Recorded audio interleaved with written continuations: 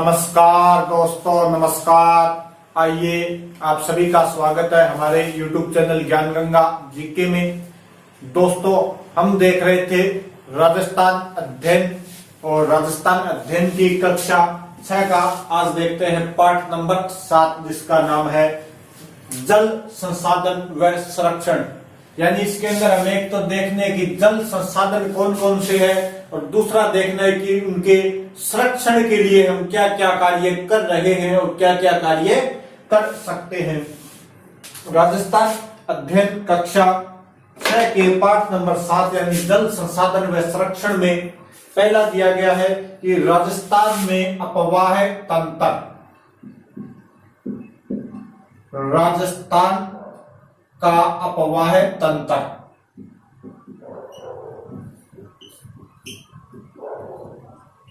इसमें लिखा गया है कि राजस्थान के अपवाह तंत्र को 3 भागों में बांटा गया है। जो पहला भाग है वो है बंगाल की खाड़ी का अपवाह तंत्र। बंगाल की खाड़ी का अपवाह तंत्र।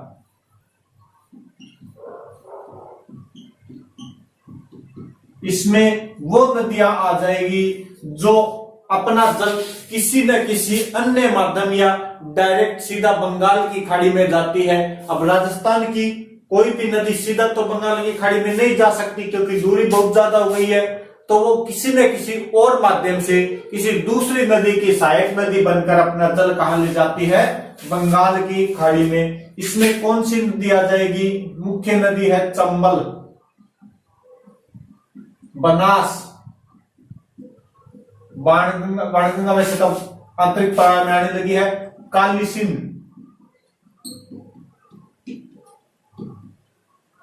व इनकी सहायक नदियां।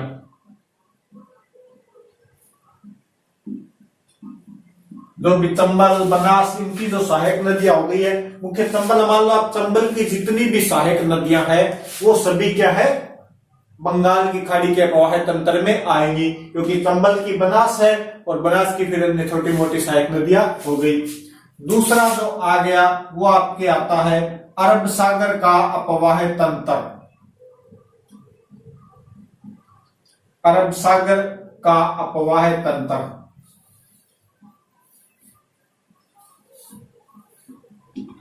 इसमें वो नदियां आएगी जिनका जल किसी न किसी माध्यम से अरब सागर में गिरता है और वो सब किस में आ जाएगी? अरब सागर के अपवाह तंत्र में सभी नदियां आ जाएगी। इसमें कौन कौन सी नदी आएगी? इसमें आ जाएगी आपकी एक तो साबरमती,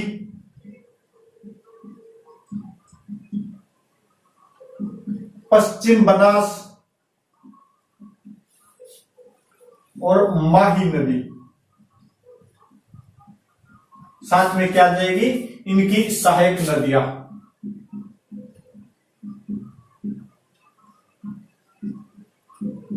वह सहायक नदियां। अब जो तीसरा बच गया वो है आपके आंतरिक अपवाह तंत्र। वे नदियां जो कहीं नहीं जाती, ओनली फॉर राजस्थान में ही रहती है, यानी आंतरिक अपवाह तंत्र। इसमें वो नदियां आ गई जो राजस्थान के अंदर ही समाप्त हो जाती है, राजस्थान में ही रहती है, जिसके अंदर आपके नदी आ जाएगी घग्गर। प्रमुख नदी है आपके घग्गर, कांतली, कांकनी,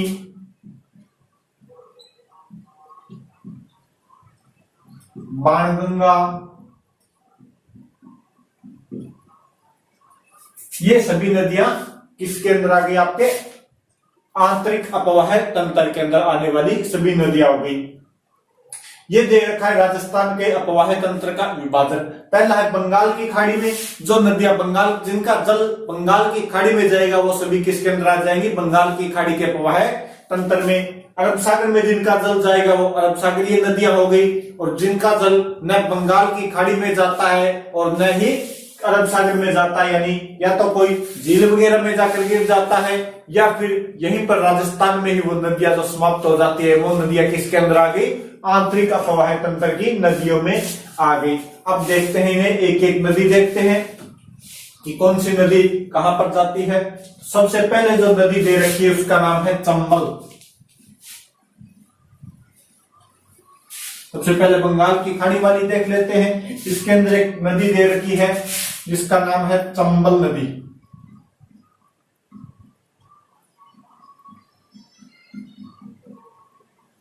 चंबल नदी का जो उद्गम होता है, यानी जहां से नदी स्टार्ट होती है, शुरू होती है, वो होता है मध्य प्रदेश से।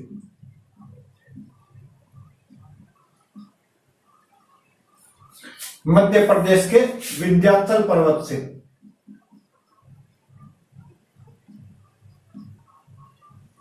मध्य प्रदेश के विंध्याचल पर्वत से, और जिस पहाड़ी से होता है उसका नाम है जन्नापाऊ की पहाड़ी, महू, मध्य प्रदेश। लेकिन राजस्थान अध्ययन में इतना ही दे रखा है, उद्गम मध्य प्रदेश के विंध्याचल पर्वत से इसका उद्गम होता है। राजस्थान में प्रवेश कहां से करती है? राजस्थान में जो प्रवेश करती है वो स्थान है चौरासीगढ़, चित्तौड़गढ़। लेकिन इसमें दे रखा है भैंसरोडगढ़, चित्तौड़गढ़ से।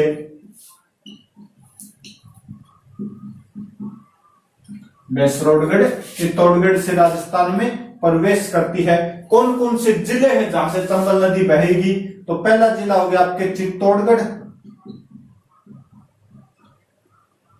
यानी ये क्या हो गया? प्रवाह क्षेत्र। चित्तौड़गढ़ से जाती है कोटा के अंदर,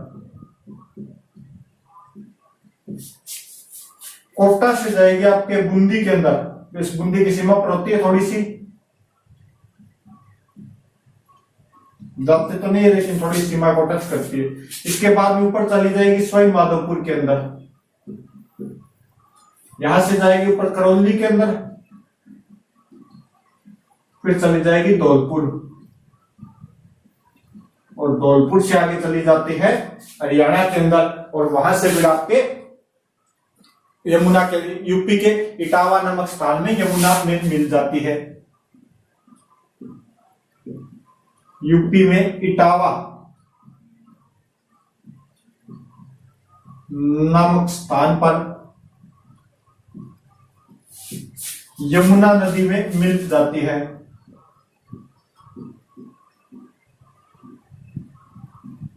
यमुना नदी में मिल जाती है, और फिर यमुना नदी कहां पर चली जाती है? गंगा में, और गंगा कहां पर चली जाती है? आपके अरब सागर के अंदर चली जाती है। अब इसकी कुछ सहायक नदियां की बात की जाए, लेकिन इसके अंदर लिखा है कि यह राजस्थान की वर्ष यानी 12 मासी नदी है। कैसी नदी है? राजस्थान की एकमात्र वर्ष भर बहने वाली नदी।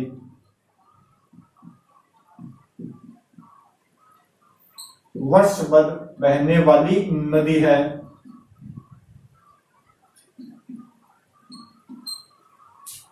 दूसरी बात इसमें लिख रखी है कि इसकी सहायक नदियां,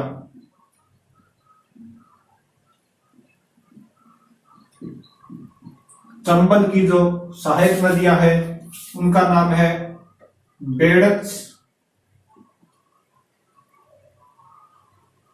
वैसे बेड़च तो बनास की हुई, लेकिन इसके अंदर लिख रखा है, बनास से शुरू कर लेते हैं अपने। बनास है, बेड़च है, कोठारी है,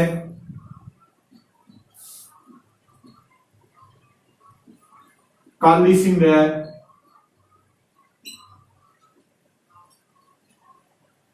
और पार्वती।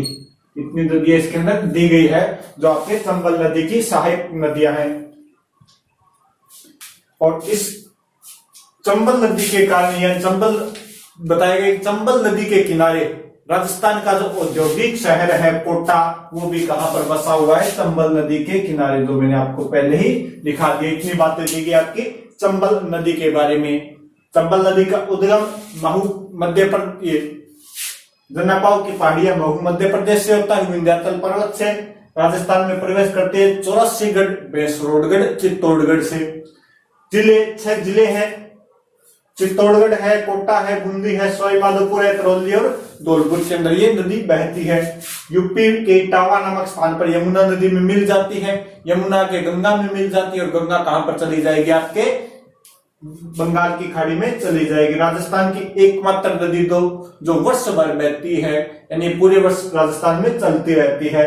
और सहायक नदी इसकी बनास है, बेड़च है, कोठारी है, काली सिंध है, पार्वती है, इसकी सहायक नदियां बताई गई है। और लास्ट लाइन लिखी गई है कि जो राजस्थान का औद्योगिक नगर कोटा है वो इसी नदी के किनारे बसा हुआ है। ये हो गया आपकी चंबल नदी। स्क्रीनशॉट लेना है वो ले लो जल्दी से। और जो दूसरी नदी दी गई है आपकी उसका नाम है बनास नदी। दूसरी नदी बताई गई है बनास नदी।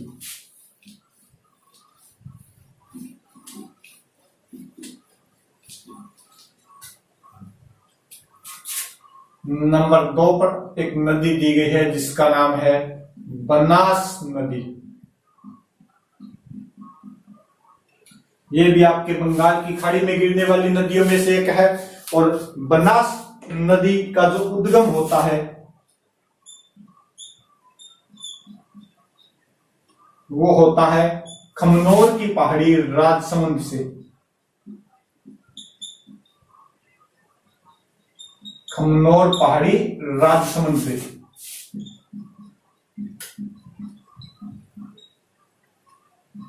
खमनोर पहाड़ी राजसमंद से इसका उद्गम होता है। इसमें लिखा गया खमनोर की पहाड़ियों से यह नदी जन्म लेती है, यानी इसका उद्गम होता है। यह नदी राजस्थान में कहां पर बहेगी, यानी इसका प्रवाह क्षेत्र राजस्थान से इसकी उत्पत्ति होती है। इसका प्रवाह क्षेत्र देखा जाए तो वो बताया गया है चित्तौड़गढ़,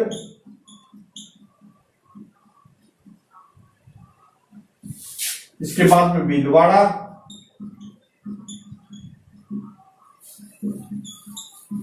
इसके बाद में टोंक, और इसके बाद में सवाई माधोपुर। ये जिले बताए गए राजस्थान में अध्ययन की इस बुक के अंदर कि चित्तौड़गढ़, भीलवाड़ा और सवाई माधोपुर, टोंक के अंदर अभी टोना बोल सकते हैं आप। यहां पर यह नदी बहती है। और इसके अंदर लिखा गया कि सवाई माधोपुर के सवाई माधोपुर में रामेश्वर नामक स्थान पर, रामेश्वरम नामक स्थान पर चंबल में मिल जाती है। चंबल में मिल जाती है। और यहीं पर 3 नदियां मिलती है आपके, चंबल नदी, बनास और सीप नदी, तीनों मिलकर रामेश्वर सवाई माधोपुर के अंदर एक त्रिवेणी संगम भी बनाती है। ये थोड़ा ध्यान कर लेना आप। इसके बारे में बताया गया कि यह एक मौसमी नदी है। कैसी नदी है? मौसमी नदी है, यानी बरसाती नदी है। जब बारिश होगी तभी ये बहती है। ज्यादा बारिश होने के कारण लगभग वर्ष भर बहती है, वरना कभी कभार सूख भी जाती है, लेकिन लगभग बनास नदी वर्ष भर बहती ही है। यह राजस्थान में बहने वाली राजस्थान की सबसे लंबी नदी है। राजस्थान में बहने वाली राजस्थान की सबसे लंबी नदी, राजस्थान की सबसे लंबी नदी बताया गया इसे। लंबाई की अगर बात की जाए तो वो इसको 480 किलोमीटर, 480 किलोमीटर इसकी लंबाई है। और इस नदी के किनारे टोंक, सवाई माधोपुर और टोंक हो गया, सवाई माधोपुर हो गया, वो सभी इसी बनास नदी के किनारे ही स्थित है। ये मैंने पहले आपको बता ही दिया। और इसके किनारे एक प्रमुख सभ्यता थी, जो कौन सी थी? बनास सभ्यता, जिसका नाम बनास नदी के किनारे ही रखा गया था। अब देखते हैं इसकी सहायक नदियां। सहायक नदियां,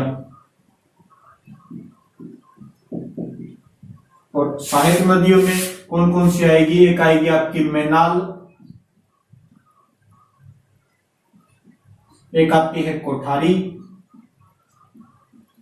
एक आती है बेड़च, जो भी मैंने चंबल वाले में भी लिखवाई थी, एक छोटी नदी मेज भी है, ये इनकी क्या होगी, सहायक नदियां। खाड़ी बीसी की नदी है, सहायक नदी है, ये इसकी सहायक नदियां हो गई। तो ये है बनास नदी। उद्गम होता है खमनोर पहाड़ी राजसमंद से, प्रवाह क्षेत्र चित्तौड़गढ़, भीलवाड़ा, टोंकोट, सवाईमाधोपुर के अंदर, सवाईमाधोपुर के रामेश्वर नामक स्थान पर चंबल के अंदर मिल जाती है। चंबल के अंदर यहाँ पर 3 नदियां मिलेगी। एक जो बड़ी नदी आती है ये तो आपके चंबल हो गई, इसके साथ में एक नदी मिलेगी आपकी, इधर से चली जाती है बनास, और एक नदी आ जाती है ऊपर से जिसका नाम है सीप, छोटी नदी है ये सीप नदी। और यहां पर कौन सा स्थान होता है, रामेश्वरम। और यहां पर क्या बनता है, त्रिवेणी संगम, जो सवाईमाधोपुर के अंदर है। तो यहां पर त्रिवेणी संगम बनता है। और राजस्थान में सर्वाधिक, राजस्थान की सबसे लंबी नदी है जो पूर्णतः राजस्थान में बहती है, 480 किलोमीटर इसकी लंबाई है। और ये एक मौसमी नदी है और इसकी सहायक नदियां कौन कौन सी है, मैनाल, कोठारी, बेड़थ और मेज इसकी सहायक नदियां है। खाड़ी बीसी की सहायक नदी है। अब देखते हैं नंबर 2 पर, ये तो अभी बंगाल की खाड़ी में गिरने वाली नदियां। अब देखते हैं अरब सागर में गिरने वाली नदियां। अरब सागर में गिरने वाली नदियां,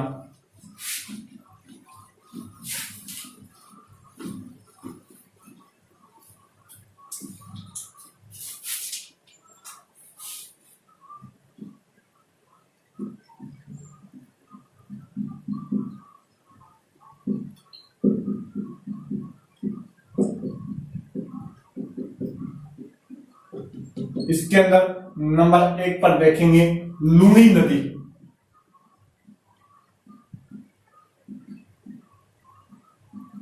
नंबर 1 पर कौन सी नदी है, लूणी नदी। बात की जाए लूणी नदी की, तो लूणी नदी का जो उद्गम होता है वो होता है अजमेर, क्या देखना, उद्गम ये होता है अजमेर के नाग पहाड़ से। अजमेर के नाग पहाड़ से क्या होता है, लूणी नदी का उद्गम होता है। कहां कहां पर बहती है यह जिली, यह नदी, यह बहेगी आपके अजमेर, अजमेर से निकलकर जाती है थोड़ी सी नागौर के अंदर, नागौर से जाएगी जोधपुर के अंदर, जोधपुर से चली जाती है पाली, जोधपुर पाली की सीमा पर बहती है। यहां से चली जाएगी बाड़मेर, बाड़मेर से जाएगी जालोर, और जालोर से गुजरात के अंदर चली जाती है, और वहां से चली जाती है आपके अरब सागर के अंदर। अजमेर, नागौर, जोधपुर, पाली, बाड़मेर और जालोर जिलों में आपके लूणी नदी बहती है। इस नदी, ये जो लूणी नदी है, इस नदी की खास बात है कि इसका जो जल है ये बाड़मेर तक तो क्या रहता है, मीठा, बाड़मेर तक क्या रहेगा, मीठा, और बाड़मेर से आगे क्या हो जाएगा, खारा। बाड़मेर से आगे खारा। बाड़मेर के अंदर एक स्थान है बालोतरा, बाड़मेर, वहां पर जाकर ये जल क्या हो जाता है, खारा हो जाता है। और जो बालोतरा, बाड़मेर के अंदर एक स्थान है जिसका नाम है बालोतरा,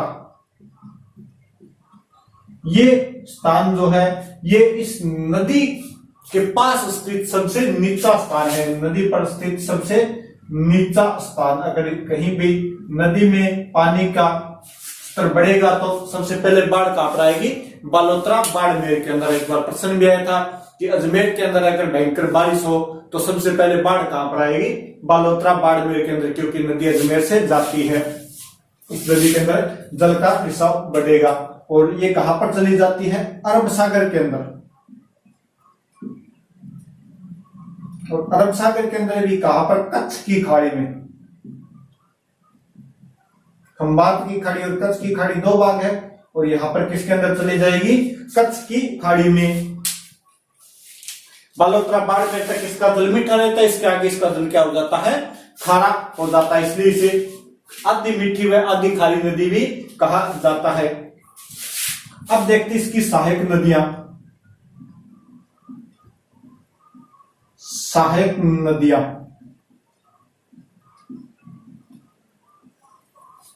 सहायक नदियों में अगर देखा जाए तो इसकी जिनके भी आगे ई की मात्रा आएगी, जिन जिन नदियों के आगे ई की मात्रा आएगी वो सभी नदियां कैसी नदियां है, लूणी नदी की सहायक नदियां है। जैसे जोजड़ी, मीठड़ी,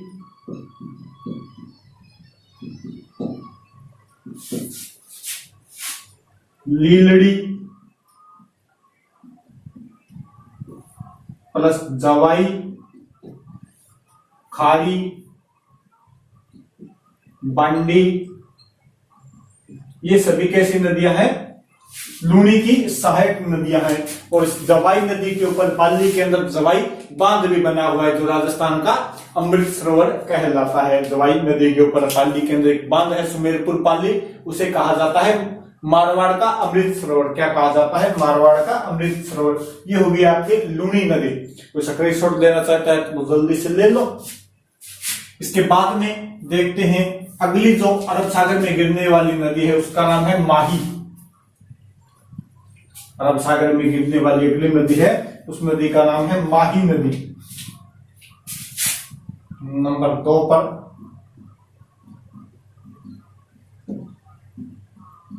माही नदी। और माही नदी का जो उद्गम होता है वो होता है मध्य प्रदेश से। विंध्याचल पर्वत, धार जिला, मध्य प्रदेश यानी एमपी से इसका उद्गम होता है। ये जो नदी है ये राजस्थान में बांसवाड़ा व प्रतापगढ़ जिले में बहती है। बांसवाड़ा प्लस प्रतापगढ़ और डूंगरपुर में भी जाती है। डूंगरपुर जिलों में बहती है। राजस्थान में अगर इसका प्रवाह क्षेत्र पूछ लिया जाए, बांसवाड़ा, प्रतापगढ़ और डूंगरपुर राजस्थान के जो नीचे वाले 3 जिले हैं उनके अंदर चली जाती है।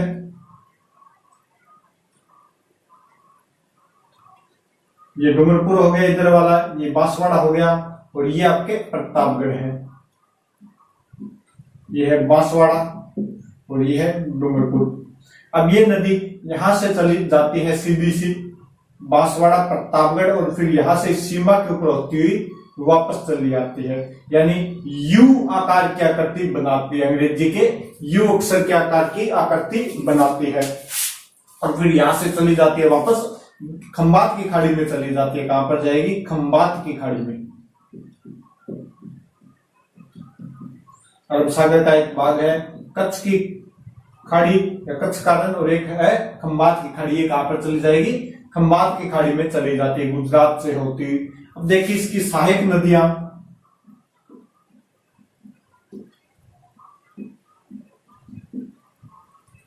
इसकी सहायक नदियों में आएगी आपके एक तो सोम हो गई और एक है जाखम।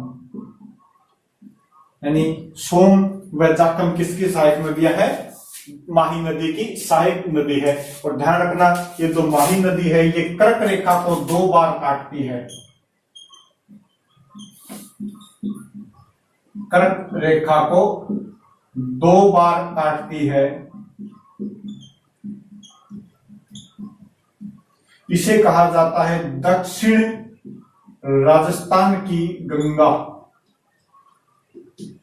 इसे ही कहा जाता है आदिवासियों की गंगा।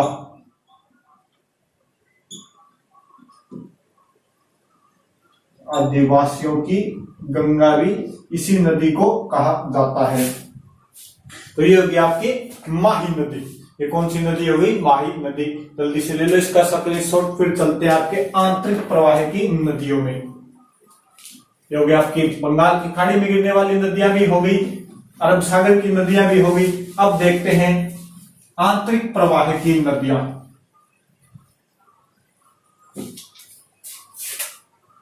नंबर 3 पर आंतरिक प्रवाह की नदियां।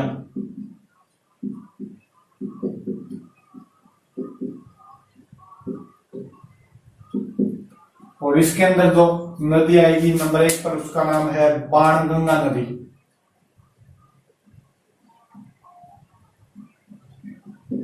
बाणगंगा नदी। बाणगंगा नदी का जो उद्गम होता है वो होता है बैराठ जयपुर से। बैराठ की पहाड़ी जयपुर से इसका उद्गम होता है। अरावली से इसका उद्गम माना जाता है क्योंकि पहाड़ी बैराठ की पहाड़ी अरावली के अंदर आ गई। अब ये नदी कहां कहां पर जाएगी? ये नदी आपके आंतरिक प्रवाह की नदी है, तो ये जयपुर के अंदर जाती है। जयपुर से थोड़ी सी जाती है भरतपुर के अंदर, और थोड़ा सा इसका तल जाता है अलवर के अंदर, और वहीं पर जाकर थोड़ी सी समाप्त हो जाती है। कई बार ज्यादा बारिश होने पर हरियाणा के अंदर चले जाते हैं। लेकिन भरतपुर के अंदर एक अभ्यारण्य है जिसका नाम है घना पक्षी विहार, और इस घना पक्षी विहार को जल आपूर्ति कौन करवाती है? बाणगंगा नदी। घना पक्षी विहार को जल आपूर्ति कौन करवाएगी? बाणगंगा नदी। और यहीं पर ये घना पक्षी विहार के अंदर ये क्या करती है? राष्ट्रीय मरुभूमि का, ये राष्ट्रीय जो आपके आर्द्र भूमि है उसका निर्माण भी करती है, आर्द्र भूमि का निर्माण करती है। और इसी बाणगंगा नदी को कहा जाता है अर्जुन की गंगा।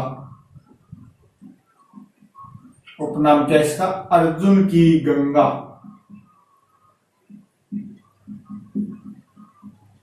ये इसका उपनाम है। और 2015 के बाद इसे आंतरिक प्रवाह की नदियों में शामिल किया गया था। इससे पहले बंगाल की खाड़ी में जाने वाली नदियों में शामिल थी। नंबर 2 पर जो नदी आएगी वो है आपके घग्गर नदी।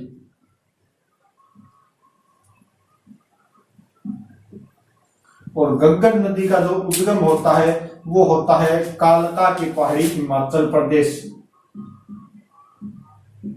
कालका पहाड़ी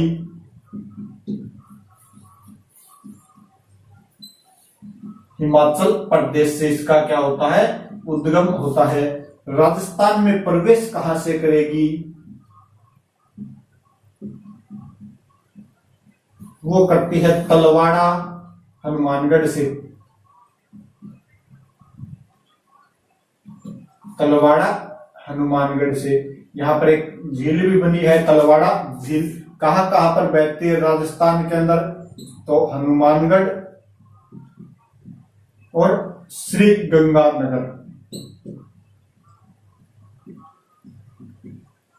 हनुमानगढ़ में श्री गंगानगर। हनुमानगढ़ के अंदर इस नदी के किनारे क्या है? एक तो आपके है बटनेर दुर्ग,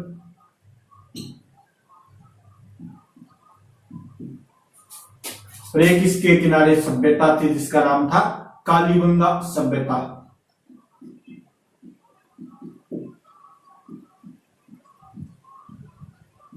अगर इस ज्यादा बारिश हो तो ये नदी चली जाती है गंगानगर से पाकिस्तान के अंदर, और पाकिस्तान के अंदर जाने के बाद इस नदी को कहा जाता है हकरा। वहां पर एक स्थान है फोर्ट अब्बास, वहां पर जब ये नदी चली जाती है अधिक बारिश के कारण तो इसे कहा जाता है हकरा नदी।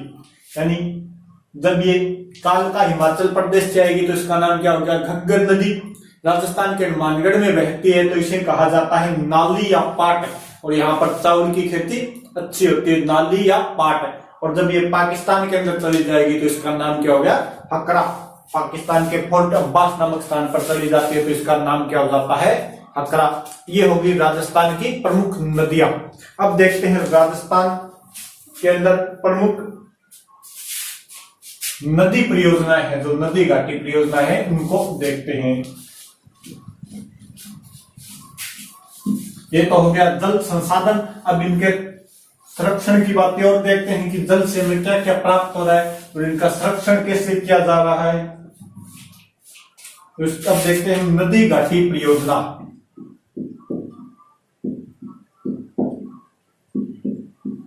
नदी घाटी परियोजना, या इन्हें ही कहा जाता है बहुउद्देशीय परियोजना। बहुउद्देशीय परियोजना।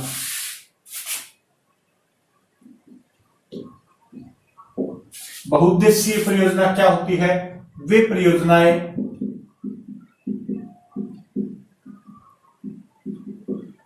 जिनसे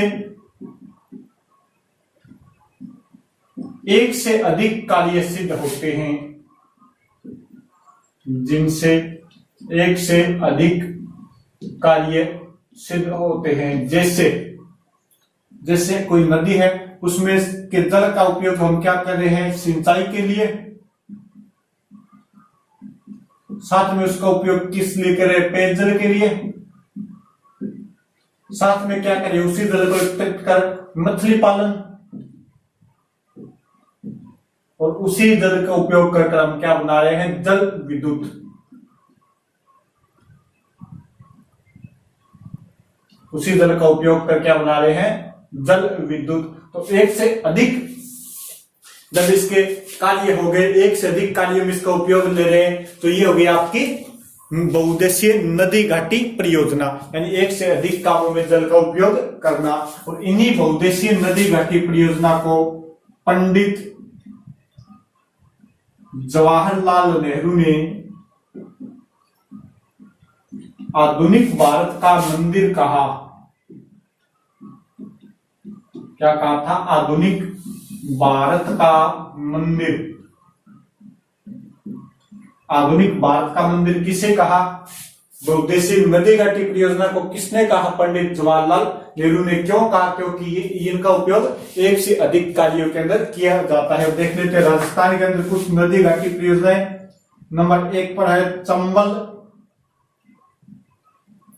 नदी घाटी परियोजना। चंबल नदी घाटी परियोजना। नदी पूछी जाए कि किस नदी पर है, तो वो तो आप आसानी से बता दोगे किसके ऊपर है? चंबल नदी के ऊपर। किस किस राज्य की है? तो राज्य इसके अंदर है एक तो आपके राजस्थान, और साथ में जहां से चंबल नदी का उद्गम होता है मध्य प्रदेश। इन दोनों राज्यों की संयुक्त परियोजना है। तो इसके ऊपर 4 बांध बनाए गए हैं। कौन कौन से हैं? पहला है आपके गांधी सागर बांध। गांधी सागर बांध कहां पर है? मंदसौर एमपी के अंदर, मध्य प्रदेश के अंदर। दूसरा जो बांध है उसका नाम है राणा प्रताप सागर बांध, और ये बांध कहां पर है? ये बांध है चित्तौड़गढ़ राजस्थान के अंदर। राजस्थान का सबसे बड़ा बांध है जल भराव की क्षमता की दृष्टि से। तीसरा जो बांध है उसका नाम है जवाहर सागर बांध। जवाहर सागर बांध, और ये कहां पर है? कोटा के अंदर। और जो चौथा बांध है उसका नाम है कोटा बैराज, और ये भी कहां पर है? कोटा के अंदर ही स्थित है कोटा बैराज। और इसके अंदर जो इस नदी से जो विद्युत मिलती है उसका उपयोग भी दोनों राज्य करते हैं। जल विद्युत का उपयोग भी किया जाता है इस नदी से। और क्या किया जाता है? जल विद्युत। और क्या किया जाएगा? प्लस सिंचाई, प्लस पेयजल, और साथ में से थोड़ा मछली पालन भी किया जाता है। प्रमुख है जल विद्युत, सिंचाई और पेयजल में इसका उपयोग किया जाता है। ये हो गया आपके चंबल नदी घाटी परियोजना।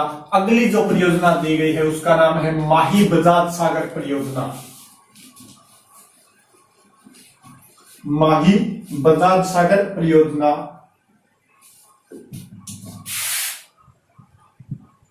नंबर 2 पर है माही बजाज सागर परियोजना। ये किस जिले के अंदर है? तो वो है बांसवाड़ा। कौन सी नदी है? तो वो है माही नदी। किस किस राज्य की है? इसके अंदर है राजस्थान प्लस गुजरात। राजस्थान और गुजरात। कौन सा बांध बनाया गया है? तो उसका नाम है माही बजाज सागर बांध।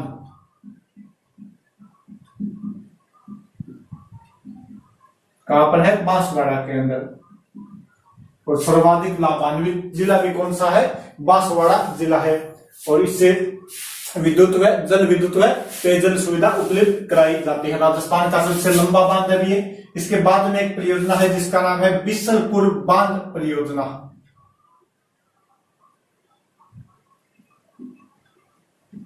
बिसलपुर परियोजना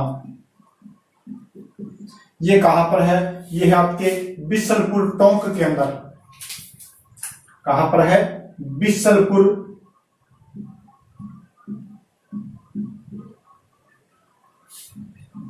टोंक के अंदर से परियोजना को बनाया गया। इसके ऊपर ये बांध बनाया गया है। बिसलपुर टोटा रायसिंह नगर आता है टोंक के अंदर, वहां पर स्थित ये परियोजना है।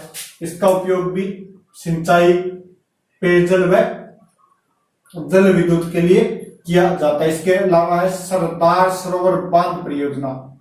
सरदार सरोवर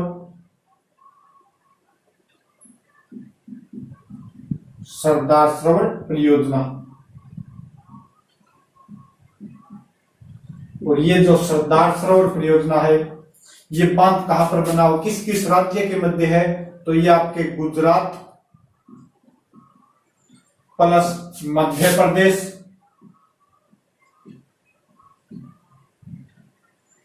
प्लस महाराष्ट्र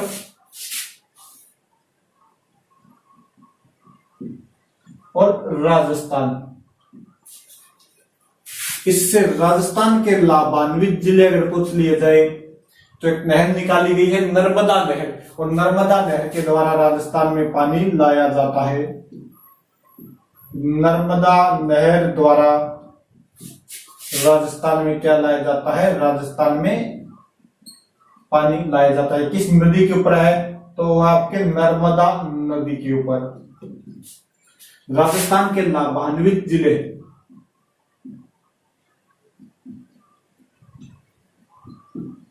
राजस्थान के लाभान्वित जिले अगर इससे पूछ लिए जाए तो वो है आपके बाड़मेर व जालोर। बाड़मेर और जालोर इस नदी से क्या होते हैं? इस नदी घाटी परियोजना से क्या होते हैं? लाभान्वित होते हैं। और इससे पेयजल व सिंचाई का उपयोग किया जाता है। पेयजल व सिंचाई का प्रयोग किया जाता है। तो ये तो थी राजस्थान की नदी घाटी परियोजना है जो आपकी इस बुक के अंदर दी गई है। अब देखते हैं राजस्थान में स्थित प्रमुख जिले। तो स्क्रीनशॉट देना चाहे तो वो जल्दी से ले लो। फिर देखते हैं राजस्थान में प्रमुख जिले व जल संचय। राजस्थान में प्रमुख जिले व जल संचय।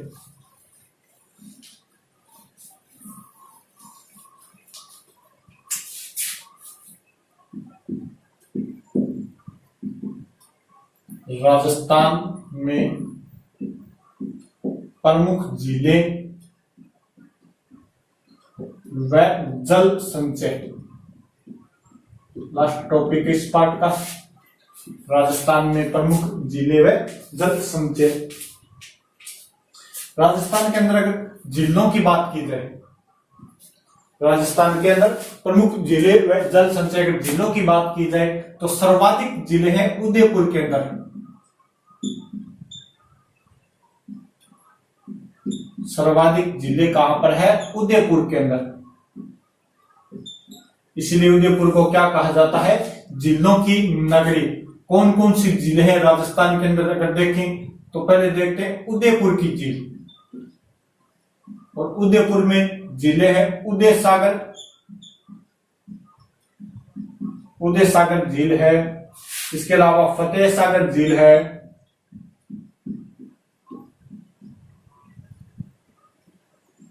इसके अलावा यहां पर कौन सी है? स्वरूप सागर झील है।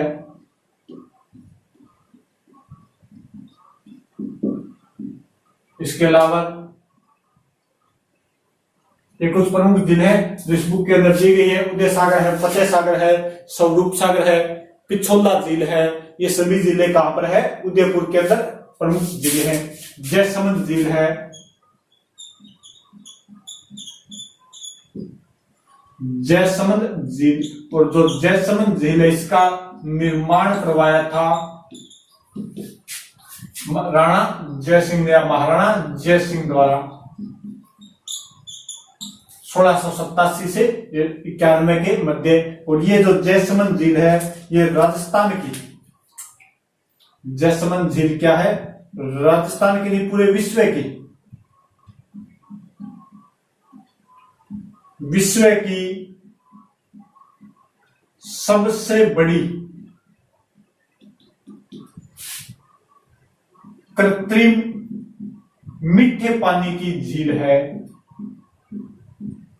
मीठे पानी की झील बताई गई है इस बुक के अंदर कि ये जयसमंद झील राजस्थान ही नहीं, भारत ही नहीं, बल्कि पूरे विश्व में कृत्रिम मीठे पानी की झील है, यानी मानव द्वारा निर्मित मीठे पानी की झील है। इसके अलावा और कौन सी झीलें बताई गई है? राजसमंद झील, ये भी कहां पर है? राजसमंद के अंदर। निर्माण किसने करवाया था? महाराणा राज सिंह ने। नक्की झील, और ये कहां पर है? सिरोही के अंदर। और जो नक्की झील है ये राजस्थान की सबसे ऊंची झील है, राजस्थान की सबसे ऊंचाई पर स्थित झील है। और ये भी एक बताई जाती है पवित्र झील है, जिसका निर्माण कहते हैं देवताओं ने अपने नाखूनों से किया था। एक है पुष्कर झील, और पुष्कर झील कहां पर है? अजमेर के अंदर। और ये कैसी झील है? पवित्र झील, आस्था से जुड़ी हुई झील है। इसके अलावा अन्य झीलें बताई गई है, तो मीठे पानी की झीलें हो गई, कुछ खारी झीलें भी बताई गई है, जिसके अंदर कौन कौन सी झीलें आ जाएगी? एक आपकी नागौर के अंदर आएगी, डीडवाना, नागौर के अंदर आपकी डीडवाना झील, बाड़मेर के अंदर पंचपदरा,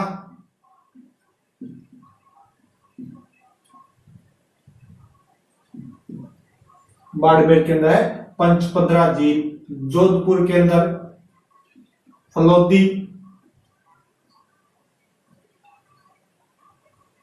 जैसलमेर के अंदर गढ़ीसर। ये कुछ जिले आपके जो खाड़ी जिले भी बताई गई है, इस बुक के अंदर बताई गई है। इसके अलावा अगर और जिले देखें तो वो है आपके अलवर के अंदर एक प्रमुख झील है जिसका नाम है सिल्लीसेड झील। बीकानेर के अंदर है कायलाना, सॉरी बीकानेर के अंदर है कोलायत। बीकानेर के अंदर कौन सी झील है? कोलायत। और डूंगरपुर के अंदर है गेपसागर झील। डूंगरपुर के अंदर गेपसागर झील, बीकानेर के अंदर कोयलाना, ये आदि झीलें इसके अंदर बताई गई है जो राजस्थान के अंदर प्रमुख झीलें हैं। एक झील बताई गई है सांबर झील, ये कहां पर है? जयपुर प्लस नागौर प्लस में अजमेर, इन तीनों की सीमा के ऊपर एक झील स्थित है जिसका नाम है सांबर झील। और राजस्थान की सबसे गहरी झील भी इसी झील को बताया जाता है, सांबर झील को। इसके अलावा जोधपुर में पोखरण भी है, गढ़ीसर, ये सभी खारे पानी की झीलें राजस्थान के अंदर स्थित खारे पानी की झीलें हैं। अब क्या बताया गया? अब बताया गया है कि राजस्थान के अंदर जल संचय कैसे किया जाए। राजस्थान के अंदर क्या बताया गया है? जल संचय।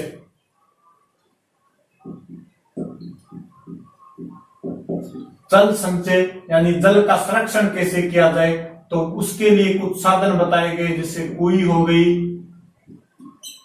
बावड़ी है, कुएं है, और इसके अलावा और कुछ बताए गए हैं जैसे rain water harvesting. Rain water harvesting यानी वर्षा जल का एकत्रित करना। इसके अलावा और क्या बताया गया इसके अंदर, इसकी ये आपके कम पानी वाली कृषि, कम पानी वाली फसलें बोना,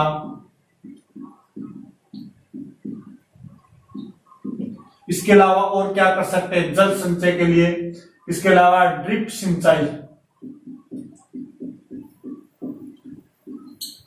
या बूंद बूंद पद्धति द्वारा सिंचाई की जा सकती है, फुहारा पद्धति द्वारा सिंचाई की जा सकती है। वर्षा जल को संरक्षण हेतु अपने जहां पर ज्यादा बारिश होती है वहां से नहरों द्वारा कम बारिश वाले क्षेत्र में लाया जा सकता है। रेन वाटर हार्वेस्टिंग का प्रयोग किया जाता है।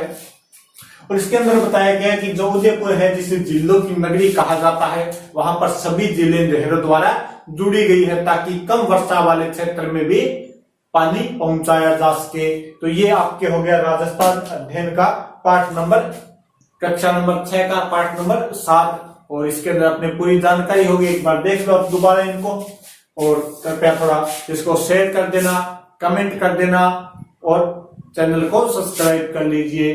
Okay, thank you, bye.